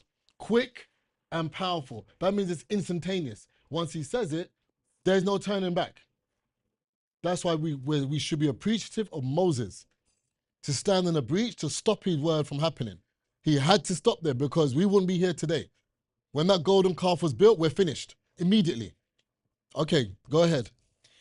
Piercing Yes. even to the dividing Yep. asunder Of of the soul soul and spirit, and of the joints and marrow. Stop right there. Do you understand what I'm saying? You see, when we listen to our elder Shadrach teach, and the spirit within him teaches you, and it makes you feel uncomfortable. Your spirit and your soul is like, oh, I don't like that. That's what it is. It's going somewhere. It's making you feel something. It's triggering something in you that says it needs to be fixed. You understand that? What that means? If you're feeling triggered by what someone says, that means there's something in you that needs fixing. It needs adjustment. And the longer you delay in taking care of it, is the worse it becomes. And all of a sudden, it becomes worse. The word's going out. It becomes worse. The feeling in you becomes worse. And it gets so big that one foul blow comes. One more word happens, one more situation happens, and you're out the door. You've walked yourself out. No one can do that. You have to understand. Think about where your name is going to be. Death, book of life, or book of death? Which one? That's not my choice. That's your choice. And that's why you have to be very careful and circumspect what you do. Even look, it says, to the what? And the joints and marrow. Do you know what that means? That means you can speak and raise the dead, heal the sick, let the lame walk. You touch somebody, you're filled with the Spirit of our God, and they get up. You get up from, look, Jesus brought the Christ, the lame man coming in on his bed there to, if it was my roof, I don't know. They destroyed the poor man's roof to get the lame man in. Imagine that. He didn't cuss no bad word. He said, okay, maybe I have to go up there and fix it next time. It's his brethren. But he spoke to him and said what? Pick up thy bed and walk. And immediately he picked up his bed and he walked. He healed 10 lepers. 10. How many turned back and said, you know what? Thank you. How many? 1. That's a crazy ratio. So 1 out of every 10 will show gratitude and thanks to the God of Abraham, Isaac, and Jacob. 1 out of every 10. You have to understand this. Finish that for me, please, Shanette. And is a discerner of the thoughts and the intent of the heart. Do you know, it's very important. You see, if you cannot stitch yourself and have your soul and your spirit aligned in this nation, it will align you. And it's no one doing it but the spirit that is in control of this nation through our elder shadow. It will align you. You know what happens? I'm going to tell you this from now again with the body. And the body grows and it has its own thing. You ever heard of sclerosis? Sclerosis, okay. So the back is kind of slightly, it's like S, it's curved. Sometime when the God is, I don't want no curved back. Because if you have a curved back, you're going to walk funny, you can't function. I'm going to have to realign that. And that comes with realigning comes pain. And with that pain also comes loss. Because it comes loss of energy, because guess why? The body has to operate in a new position. That's why you have to stand up straight. And for that, parts of the body is going to get angry with you. You know that? It's going to rebel. It's called pain. That's what. And what it is? What is pain? Weakness leaving the body. That's what it is. And so when it's gone, it's gone. Say goodbye to it. Don't hold on to it. It's got to go. The body must align, realign, and go forward. That's why it's a discerner. It's going to know the thoughts and the intention of every heart. Trust me. It's always going to show itself. It can never, ever hide. And this is his word. His word will do that. So it's not Elder Shadrach. It's not Elder Andor. It's not, no, it is the spirit with our Elder Shadrach that you have to obey and understand. It's been given to him to teach us how to be, how to walk uprightly. And that's what you have to remember. And always understand that you have a job to do. The job is not to sit down, warm up the lovely seats that were put up by our brethren. Yeah, no. You got a greater work to do as part of the body of my God. Big work to do. Let's turn to James. Thank you, Shanette. Let's turn to the book of James. One of my favorite books. Who likes the book of James? No one. Because it says a lot of stuff that we shouldn't be doing. No one likes the things that we should or should. Everyone's running, oh, this, I can't read this. You know, there was a prophet, who was a prophet that goes, oh, every time you come to see me is bad news. Poor Jeremiah. James chapter 3. The book of James chapter 3. And I'm going to read 12 verses. And it goes, and this talks about the tongue. The tongue, your words, your mouth. It's so important to understand that we have to really get a hold of it. Why not bless instead of curse? Why not build instead of destroy? And the thing is, you have to understand as well is that the sowing of discord happens from your mouth. So you have to be very careful that you're not used to sow discord. That's a terrible sin. That one he says he hates. Proverbs 6, 16 to 19. It says, my brethren, be not many masters, knowing that we shall receive the greater condemnation. For in many things we offend all. Many things. If any man offend, not in word, the same is a perfect man, and able also to bridle the whole body. A perfect man. If I don't offend you by my words, I'm perfect. So far, I've offended nobody here, so I'm perfect. Boy, oh my gosh, you see, there it goes. There it goes. There it goes. So it's showing I've offended somebody. That means my job is good. I've done it. But you're able to bridle the whole body. It's all about control. Controlling yourself.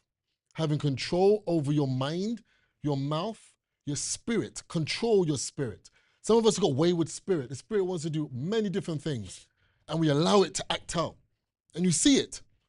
But there's some that you can feel inside yourself. You know, I just want to get up and slap this person so badly. But you have to calm yourself. And you see, Aaron's laughing because he knows what I'm saying. You have to calm yourself. You have to talk yourself through things and be professional. David had the king after to kill him. To kill him. But David was in a congregation and did what? Behave himself wisely. He didn't allow the fact that he's a killer. He killed a bear, he killed a lion. He wrestled with beasts. He killed man for fun. But in the house of my God, I'm gonna behave myself cordially. Sometimes I'm vexed and I kill the man right there by the altar, but it's okay. And we clean it up again and we'll go on. The fact of the matter is that you have to understand how to bridle your tongue and control yourself. Behold, here's an example.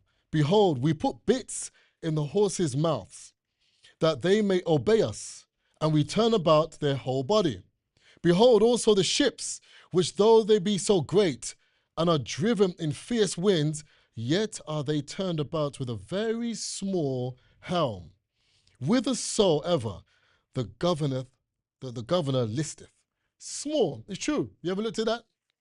The wheel is so small. It's a big ship. You drive a car, small little wheel. I drive a big long car. I'm that small little thing. You're turning this car left and right. Think about it. It's able to govern the entirety of the size of the object. So look at our body and what governeth us. How do I communicate with you? How do I kill someone with my words? Not necessarily with my hands. Let's read it. Even so, the tongue is a little member and boasteth great things. Yeah, I did all these wonderful things. Look at me, everybody, I'm great. You know, and what do you call it? Elder said, star boy. And you're walking up and yeah. I know Lennox knows about that. And you big up yourself. This is the mouth doing it. You have a big body and you're showing and you're showing and you're showing. Even so, the tongue is a little member and boasts of great things. Behold how great a matter a little fire kindled. You know how, your mouth can set fire to things. Your mouth can destroy people's life. Your mouth can bring down people that were in the nation or all around you so badly. You can make someone hate someone because of what you say. Oh yes, I know. You can. You can say something and I don't like that. You know, shouldn't that make me laugh? Oh, I heard this. I don't like you. All because you heard something hearsay. Talebearing. One of the things that's not allowed in this nation is talebearing. Feet running swift to mischief. Hey, guess what? Guess what I just heard? Boy. So I said it like in a UK kind of way, because that's how they do. And then, I think the Americans do a little different. And I think the Jamaicans do it very different. And they're like, boy, I see some jumping movement. I said, boy, you got excited. You're excited for the badness. I can imagine our people, boy. Can you imagine murmuring, boy, guess what happened, Moses? We're doing high knees. I know. It's black people. And you get into the juice of the conversation. They're not realizing they're destroying each other. Just destroy them. And the tongue, verse 6, and the tongue is a fire and a world of iniquity. Listen, read, the tongue is a fire and a world of iniquity. You know what iniquity is? That's very bad stuff that you do, But that's what your tongue does. Iniquity is like you put your hand to say, for example, witchcraft, obeah, all these things, and you bring it to pass. Your tongue can do that. Your mouth has the ability to do that. That's how powerful it's saying what you say is. So is the tongue among our members, that it defileth the whole body, and setteth on fire the course of nature, and it is set on fire of hell. Pure bad things, man, come from your mouth. Pure. Have you ever sat down one day and said to yourself, I wonder how much bad things I've said today? No, I know no one does it because everyone thinks they say good things even when it's bad.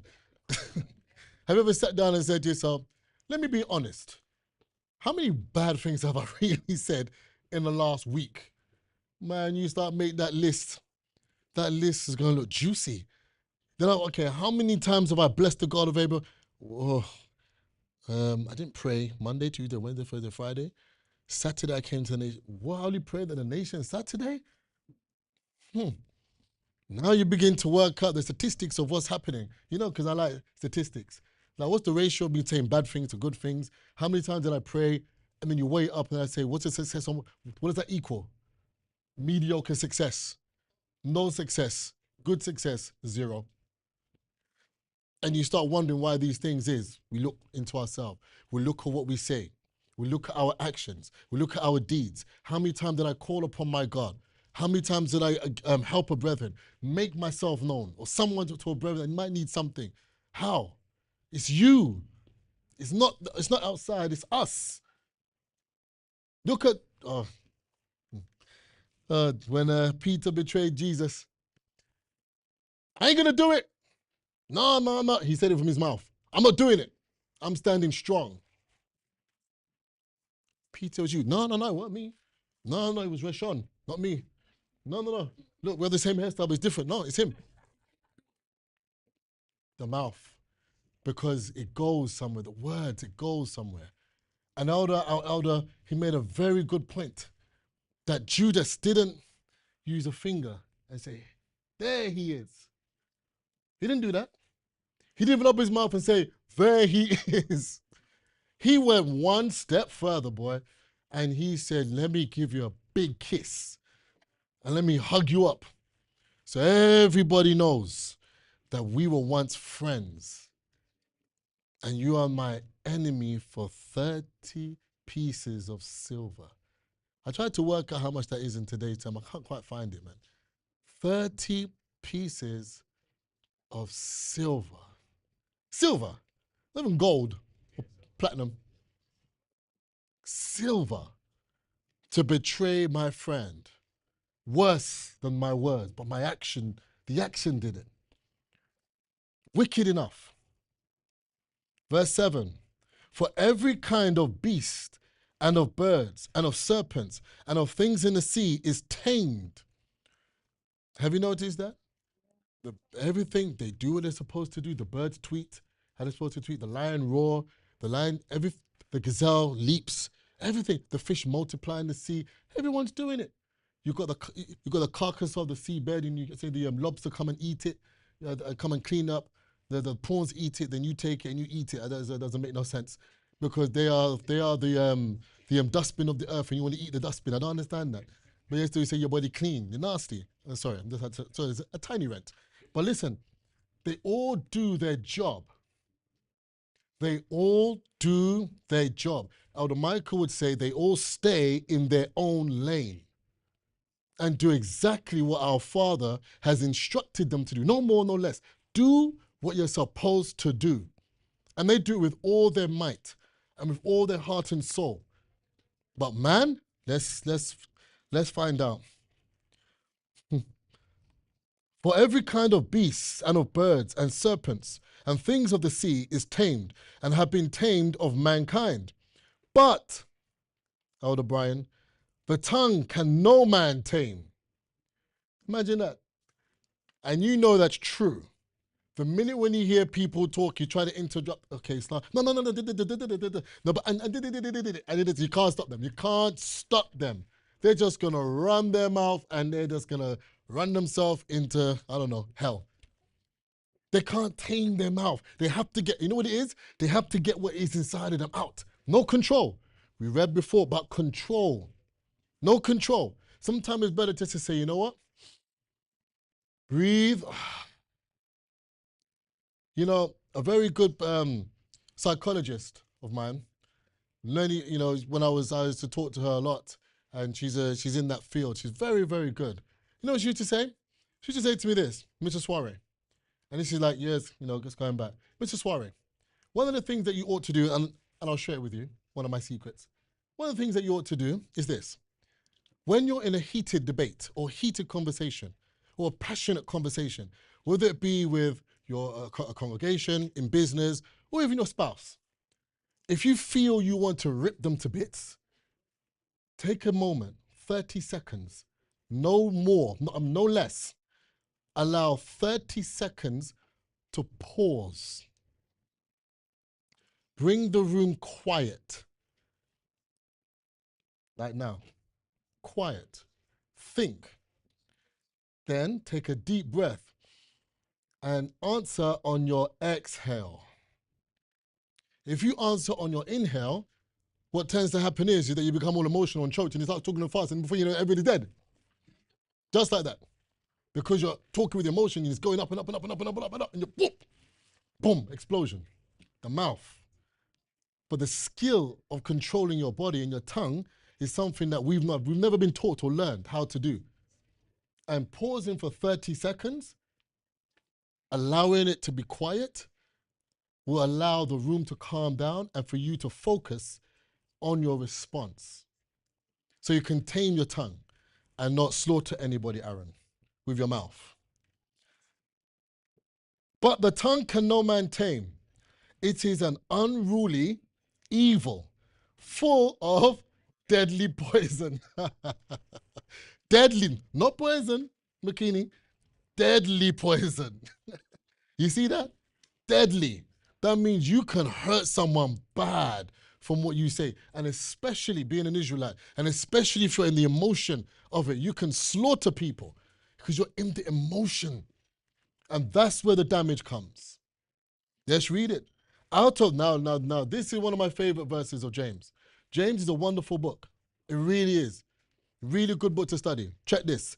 Out of the same mouth proceedeth blessing and cursing. Same mouth. Imagine this. You curse out your brethren before you come inside the door.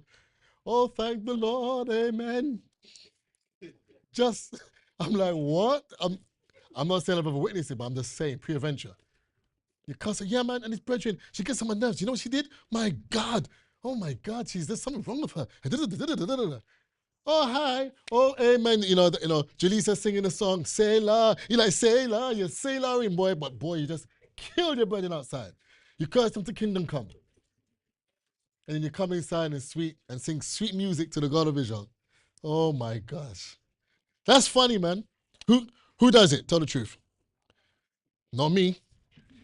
Man, I'm too. You do it, not me. That's very good. That's very good. Everyone's honest. I like it. By the way, online, everybody in here said that they do it. So my name must be right at the top of the list. You see that priest? I said, I'm telling you. I'm coming. Yeah, hold on. Oh, okay. Verse 9.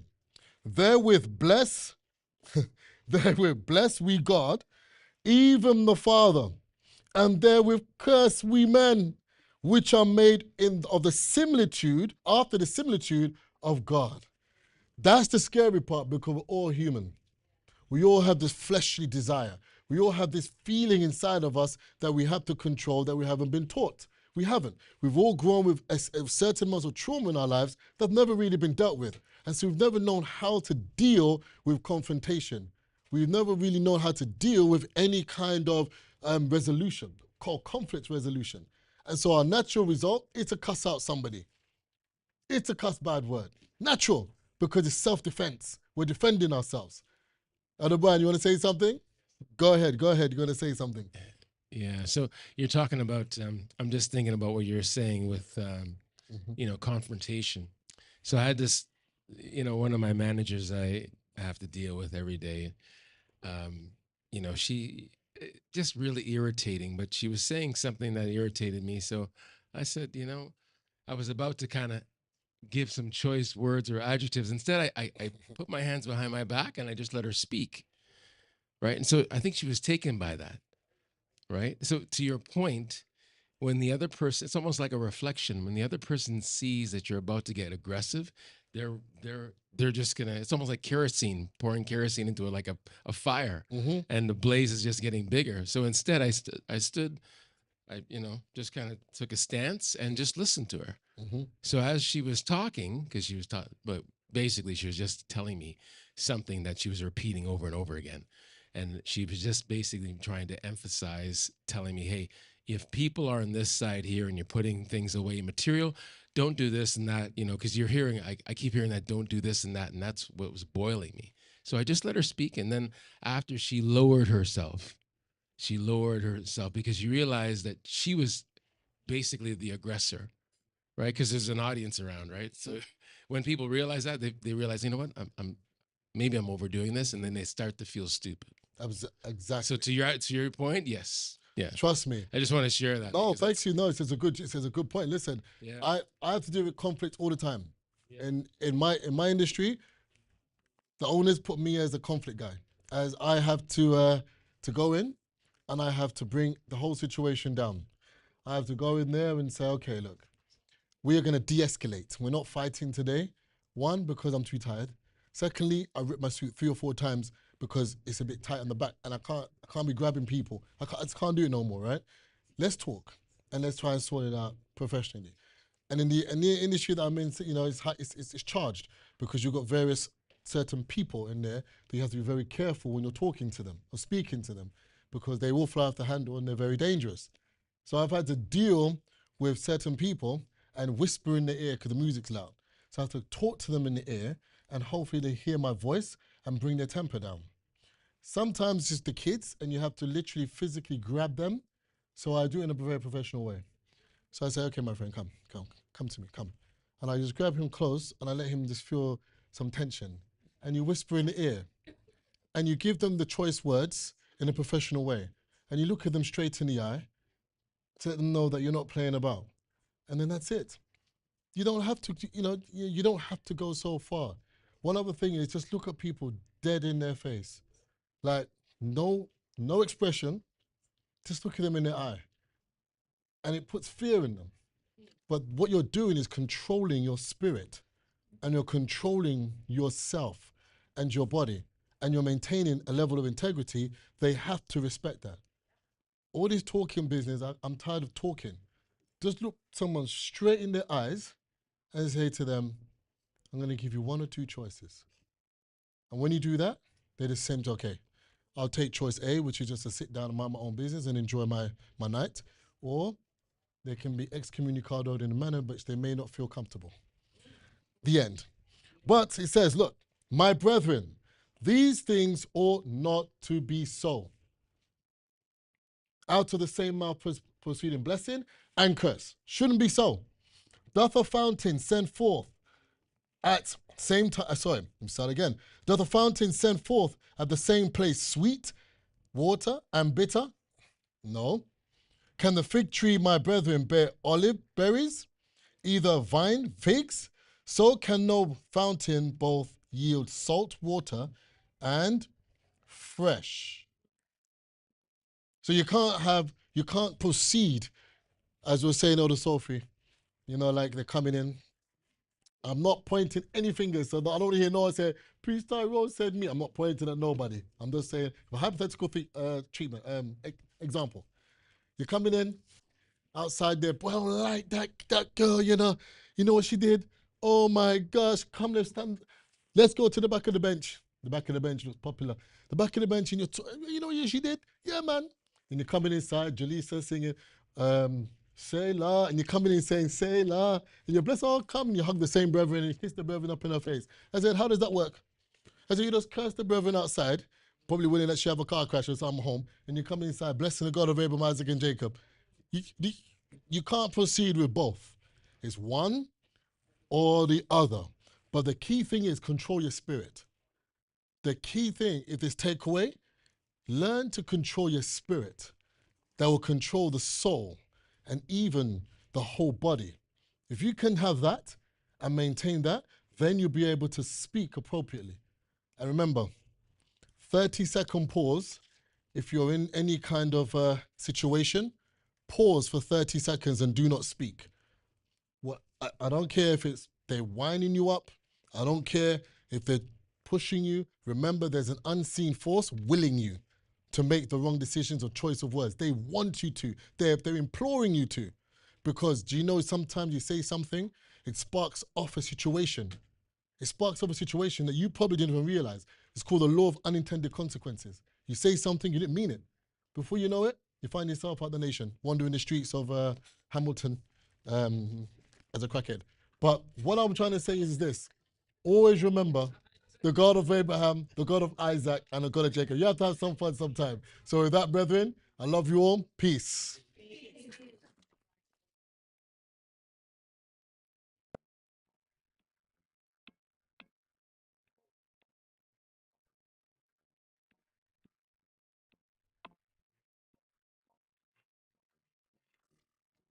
We love you, God of Israel. Yes, we do. And we love each other. So we pray you will never leave us. Yes, we pray you will not forsake us. And you'll stay. We have all fallen.